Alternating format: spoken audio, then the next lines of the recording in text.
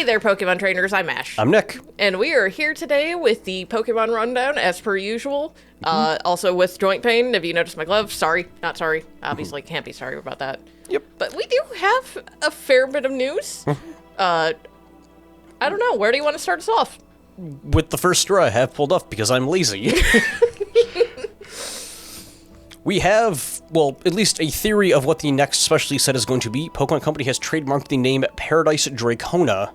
Coming later this year, it is likely going to be Scarlet Violet, I believe 4.5 will be the set number for it. I had to stop for a second. I was like, are we in Scarlet and Violet still? I don't know why my brain thought we had another generation already. Nope. Scarlet Violet, I believe 4.5. Going to be continuing in the theme of likely being dragon flavored, as there's like Dragon Legends, all the Dragons Rising, all the various Dragon specialty sets throughout the years.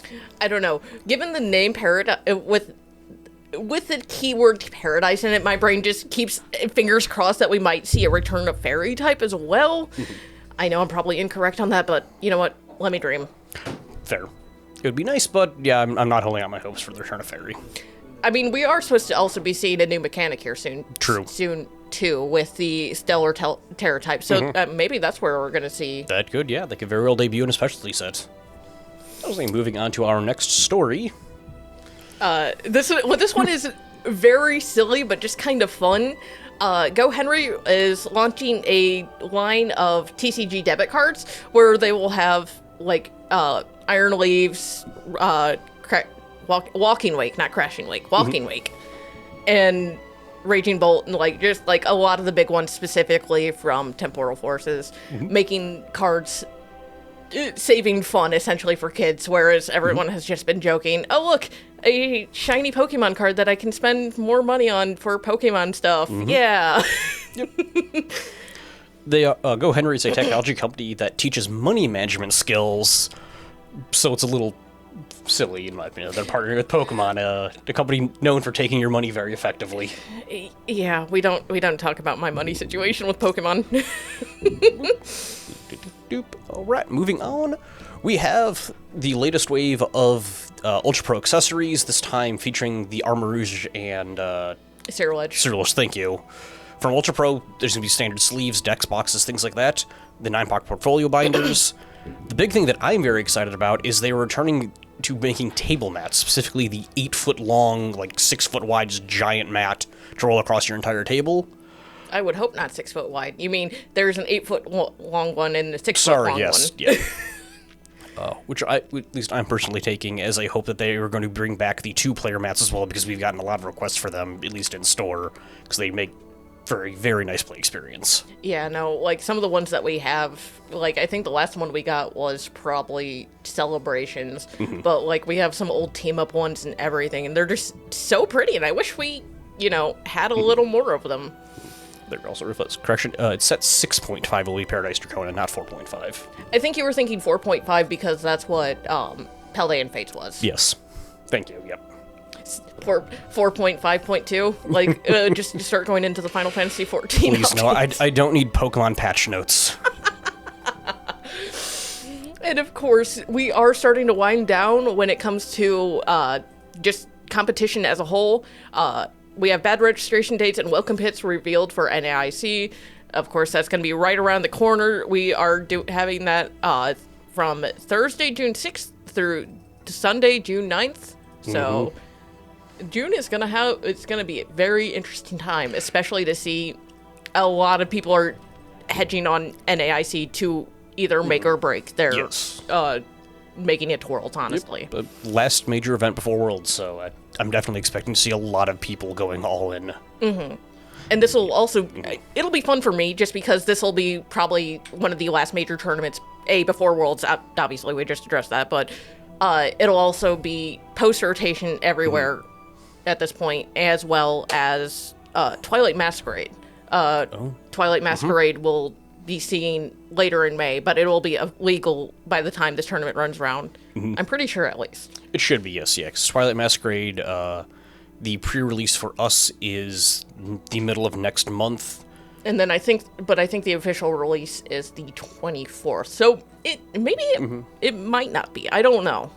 If it is, it'll be interesting to see how it changes things, because there are a lot of fun things in Twilight Masquerade from between the Ogre Pawn. There's going to be Ogre Pawn shenanigans, mostly because there's all the different masks, so you can, pick and choose which version you want to run. One of the cards I'm most excited about, Scolipede, which, honestly, I do see making some impact, even if just small. Scolipede has an attack that's 1 dark, 1 colorless, that just says, reduce your opponent's active Pokemon to 10 HP. Play something like Brew Bonnet, and it auto-kills. Which, that does bring us on to the fact that Mask of Change has been officially released in Japan. We're going to see the grand majority of these cards, if not all of them, in Twilight Masquerade. Again, one of my big favorites is going to be Scolipede. That's going to be, like, my main hunt. I think there's one other card in here that you're going to be going for a little harder than the Scolipede. That's true. My baby, the light of my life, not really, but very high up there. Tatsugiri is getting an adorable illustration rare. If I don't have 10 by the time this set is done printing, I will be very sad. If you thought I was bad with the Mimikyus, wait until you see what Ash is going to do for Tatsugiris. And it's funny, because Tatsugiri, I think it barely hits my top 5 at this point, but I just love Tatsugiri, man. It's adorable. We also know that we're going to be seeing a few more back-to-school products. That's something they've been doing the past few years. Have been doing fairly well. Well, to an extent. It's one of those that are better for big box stores rather than LGSs. Yep, yeah, the kind of stuff you expect to see at like your Target and Walmarts, not so much the game store. Yeah, because it's what we're seeing the pencil tins back, this time featuring Charizard and Koraidon Miraidon. No shock there. Charizard is everywhere. And then there's also going to be the eraser blisters are still making another return. This time we are seeing Gengar and, shoot, I forgot its name. That is a Bellybolt. Bellybolt, yep. I can't believe I forgot his name. I'm so sorry to all the Bellybolt fans. This time releasing with Temporal Forces and Twilight Masquerade packs. I believe last year's were Scarlet Violet base set and Paldea. I believe that's correct. So unfortunately a bit of a downgrade from the year before that, which had Evolving Skies in them. Yeah. And good news for people specifically in Europe, Pokemon Center has restocked most of the Van Gogh merchandise. I have noticed, though, just from the sheer quantity they have been printing, I've already been seeing some people joking about misprints as far as their things have gone. So as far as, like, I saw one person buy a journal and all the pages were upside down. Yep, yeah. So that happens when they start mass producing things, so just keep that in mind, I guess. A little grain of salt. I know. I'm still very happy though to see that they are continuously restocking the Van Gogh, because the initial scalping with that is definitely a bit of a sore spot of the community. So seeing Pokemon Company going out of their way to like, nope, we're just going to keep printing this until everyone is happy. The print waves will stop until not stop until morale approves. There we go. And of course, the last big part of news that we have today to talk about is the next set of Master Battle decks. These are the decks that are level 3, essentially very few changes to take them to tournament and, have them perform well. Surprising no one, especially not myself. One of them is Charizard. Terra Charizard, of course, is going to be one of them. The other featuring Tianpao, one of those that have kind of fallen off the meta train, but still sees a decent amount of play. So glad to see Tianpao is still hanging in there, however, kind of struggling at this point. Yeah.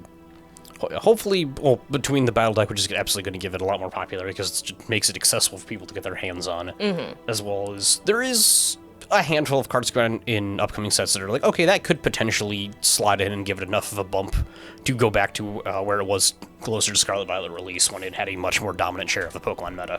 It's funny because I keep going back and forth specifically with water types where it's like, oh, I'm so tired of water being in the meta, and then Charizard happens. It's like, please, can we go back to the water meta? But honestly, Twilight Masquerade, I think, is going to stir up the meta. At the very least, there is going to be rampant use of Ursaluna X. Yes. Ursaluna more or less taking the place of Radiant Charizard, just saying the more prizes your opponent has taken, the less its attack costs. It's 5 colorless to do, I want to say 260 damage, which no small amount. It's just a great revenge killer, and you don't have to worry about slotting Fire Energy in or having reversal or anything else to get that Fire Energy. You can just put whatever you have. Across the board, looking at Twilight Masquerade, there's probably cards for every single deck currently. I know I'm looking, it's like, okay, that's going to be good for Ancient Box, that's going to go good into all of, like, the Stone Control decks.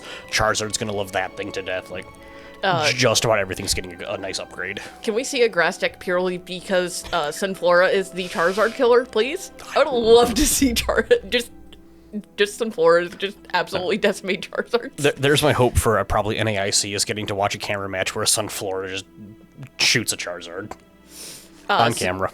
Sunflora has the attack that it does more damage based on how many fire energy are attached to all of your opponent's all of your opponent's Pokemon. Which, that first and foremost, that adds up very fast. Secondly, Charizard has the grass weakness. Sunflora, go poot. Yep. But on that note, I do believe that concludes us for today's episode. Please keep me in your thoughts and prayers for getting as many Tatsugiri as I possibly can. And as always, I'm Ash. I'm Nick. And we will catch you next time.